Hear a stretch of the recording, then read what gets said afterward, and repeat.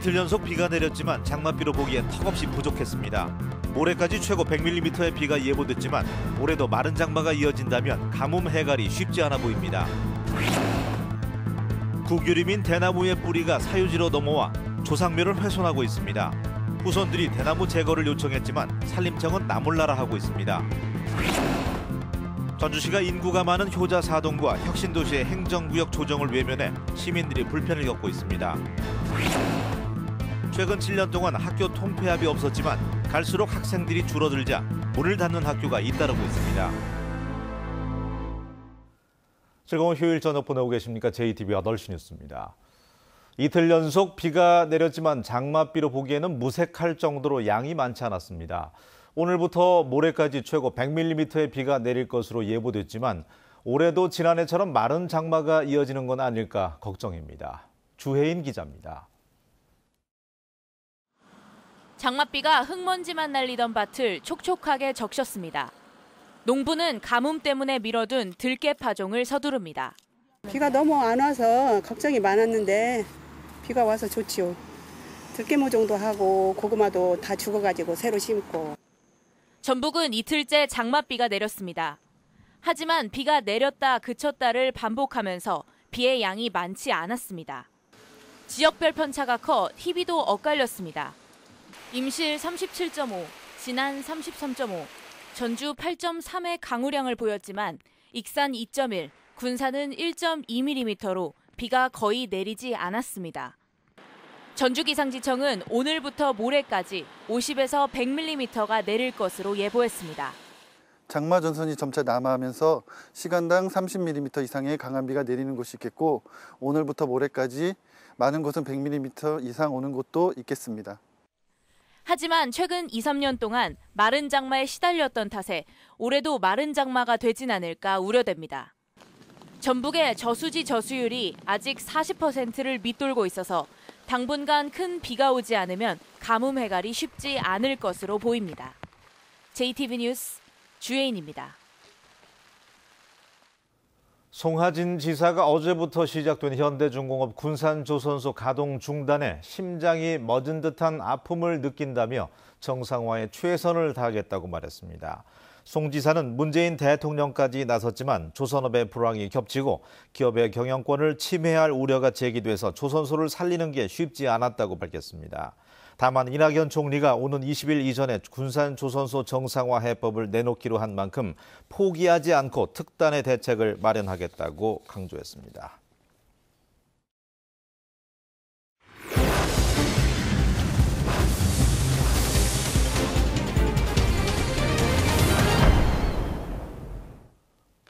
이 나라가 주인인 땅에 대나무가 자라는데요. 그 뿌리가 넘어와서 내 땅이 쑥재밭이 됐다면 그 관리 책임은 누구에게 있는 걸까요? 황당하게도 국가는 책임이 없다는 입장입니다. 오정현 기자가 취재했습니다. 조상을 모시고 있는 맷자리인데 어린 순들이 마구 솟아나 엉망입니다. 바로 옆 구규림에서 뻗어온 대나무입니다. 저 건너편이 바로 나라 땅입니다. 대나무가 자라고 있는 것을 볼 수가 있는데요. 제가 땅을 한번 파봤더니 대나무 뿌리가 꽤 굵은 뿌리가 넘어온 것을 확인할 수가 있습니다. 아무리 파내도 이내 다시 넘어올 걸 알기에 묘지 관리는 엄두도 못 내고 있는 상황. 대나무는 구규림 속 국가 자산이라 손도 못 댑니다. 그러니까 이 묘지를 넘어서 저쪽까지 가는 그런 정도라면은 뼈를 휘감고 갈 거라고 그렇게 얘기를 하더라고요. 자손들 입장에서는 지금 안타깝죠. 그래서 대나무 주인인 산림청이 한 일은 경계 부근에 대나무 밑동을 잘라내 제초제를 뿌리는 임시 방편에 불과했습니다. 그나마도 1년 전의 일이라 그 사이 대나무는 더욱 왕성하게 뿌리를 뻗어 맷자리를 헤집었습니다. 땅 주인이 다시 항의하자 산림청은 이번엔 책임이 없다고 선을 그었습니다. 국가한테 책임이 있느냐면 이제 사실 그거를 먼저 질문을 던져보고 싶어요. 본인이 스스로 자구책을 강구하는 것이 맞아요. 상식적으로. 하지만 법률가들의 판단은 다릅니다. 그 사유지 소유자의 소유권이 방해받고 있다고 할 것이므로 민법 214조 소유권에 기한 방해배제 청구권에 의해 뿌리의 제거를 당연히 청구할 수 있을 것으로 보입니다. 대나무 주인은 맞지만 땅속 뿌리 사정은 알 바 없다는 국가의 무책임이 조상 묘와 함께 자손의 마음도 파헤치고 있습니다. JTB 뉴스 오정현입니다. 전주시의 동별 인구 편차가 최대 13배에 이르면서 행정구역 조정이 시급합니다. 하지만 전주시는 수년째 외면하면서 시민들의 불편을 낳고 있습니다. 권대성 기자입니다. 거주 인구가 7만 4천 명이 넘어 무주, 장수, 진안 3개군 인구를 합친 것과 비슷한 전주 효자사동 주민센터. 등본한장 떼는데도 번호표를 뽑아 기다려야 합니다. 직원 인명 한 명당 3천여 명의 민원인을 상대하고 있습니다. 방문해서 민원 처리를 하려고 그러면 많은 불편한 그런 애로사항을 갖고 있고, 인구가 16,000명에 이르는 혁신도시, 완산구와 덕진구로 나뉘어진 채 출장소 형태의 임시 주민센터만 있습니다. 주민들은 복지민원 상담과 문화강좌 수강 등에 있어 불편이 큽니다.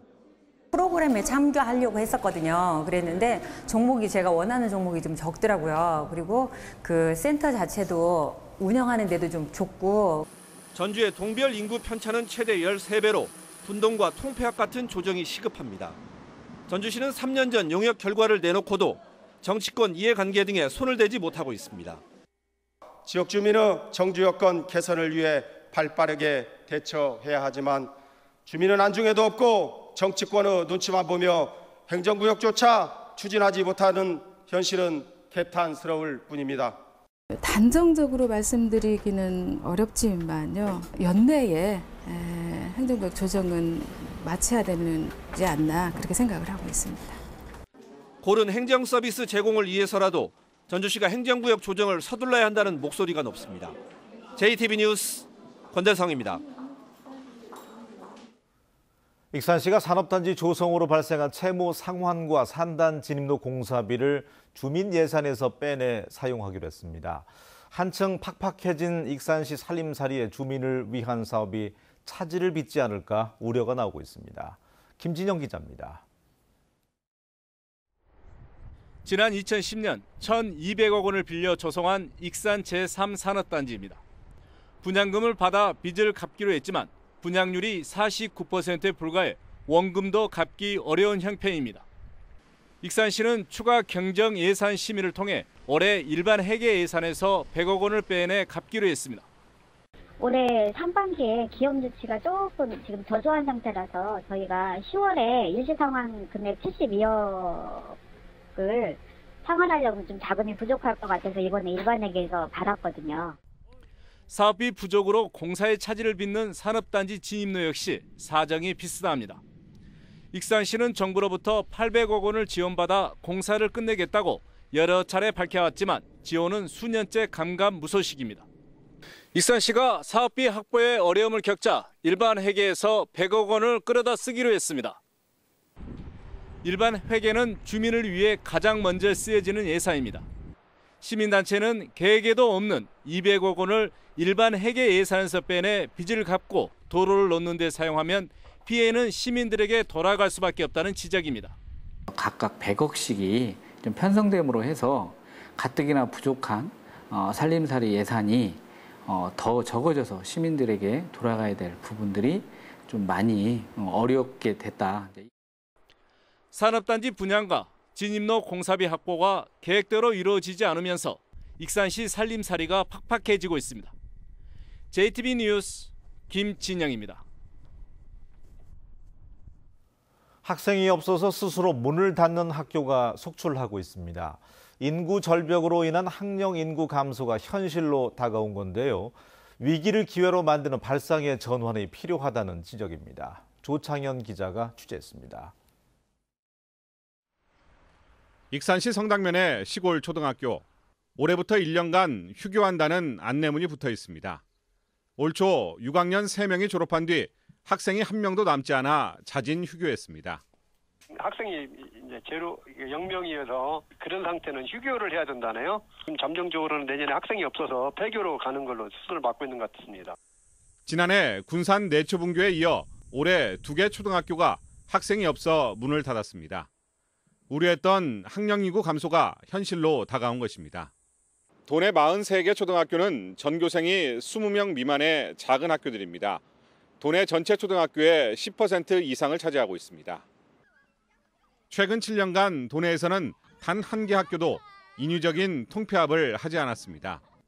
농촌 공동체의 구심점인 학교를 살려야 한다는 취지였습니다. 하지만 인구 절벽에 따른 자연 감소는 어쩔 수 없기에 잇따른 휴폐교 학교가 나오고 있는 것입니다.